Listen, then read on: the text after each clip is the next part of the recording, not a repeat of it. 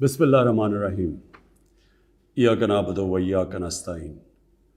Mr. President, I congratulate you on assuming the presidency of the 76th session of the General Assembly.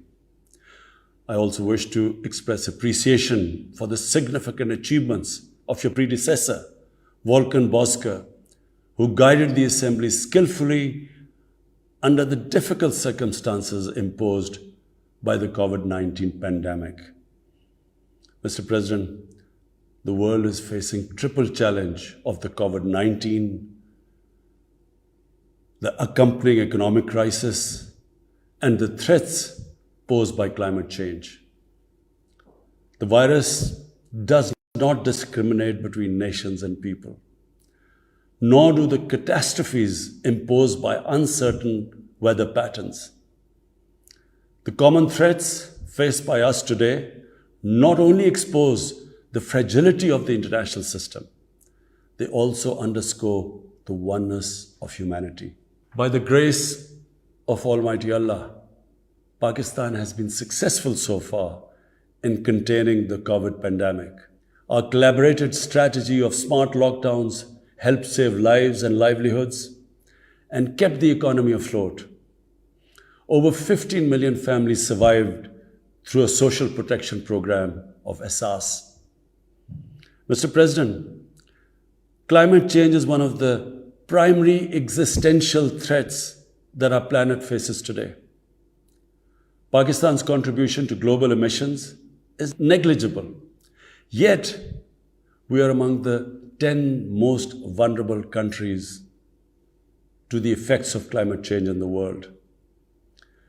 Being fully aware of our global responsibilities, we have embarked upon game-changing environmental programs, reforesting Pakistan through our 10 billion tree tsunami, preserving natural habitats, switching to renewable energy, removing pollution from our cities, and adapting to the impacts of climate change.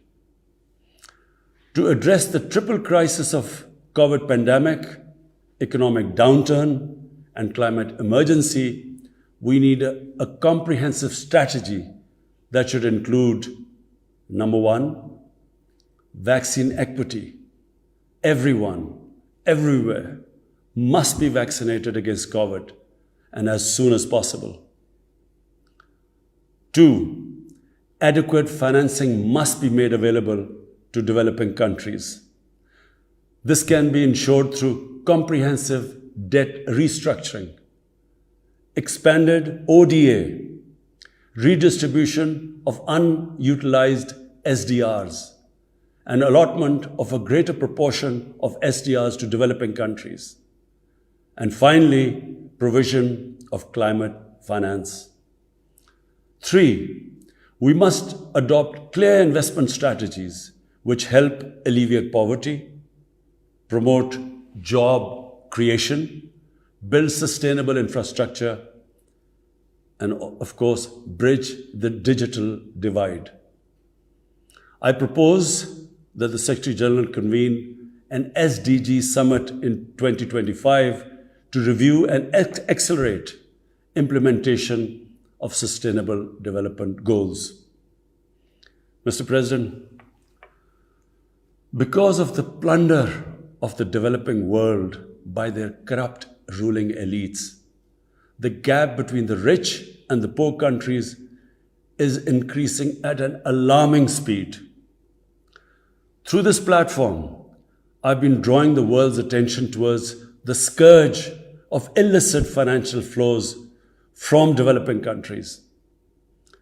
The Secretary General's high-level panel of financial accountability, transparency, and integrity, called the Fact-Eye Panel, has calculated that a staggering $7 trillion in stolen assets are parked in financial haven destinations.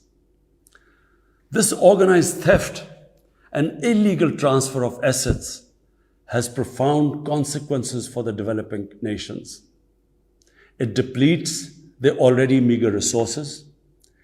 accentuates the levels of poverty, especially when laundered money puts pressure on the currency and leads to its devaluation. At the current rate, when the FactI panel estimates that $1 trillion every year is taken out of the developing world, there will be a mass exodus of economic migrants towards the richer nations.